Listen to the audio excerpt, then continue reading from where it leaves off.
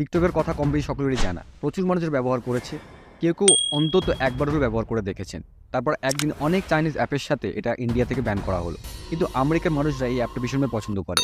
তাই এবার ব্যান করার কথা উঠলে আমেরিকানরা প্রতিবাদ করে। কেউ তো আবার চীনের নাগরিকত্ব নিয়ে নিয়ে বলে সতর্ক করেছে। But I could see making a deal where the U.S. gets 50% of TikTok, polices it a little bit or a lot, depends on them.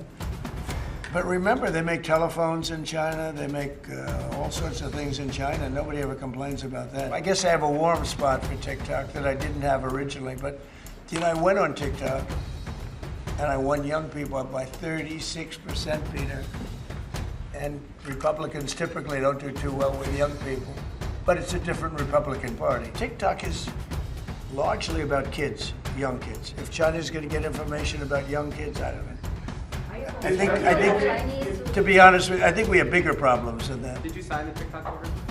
Yes, that was just signed. President Macron just said yes. Just signed it. এখন Trump সরকার ক্ষমতায় এসে সেটা ব্যানটাকে আরও ৭৫ দিন টেনে নিয়ে গেছে। ৭৫ দিন পর হয়তো ব্যান হবে, না হয় আমেরিকান কোনো কোম্পানি সেটাকে নিয়ে কিনে নেওয়ার পরিকল্পনা করবে, তা বলা যাচ্ছে না। তবে শেষে বলে রাখা দরকার, ট্রাম্পের শপথ গ্রহণ অনুষ্ঠানে অংশগ্রহণকারী তালিকায় অনেক বড় নামের সাথে টিকটকের সিইও সাউজি চিওর নামও ছিল।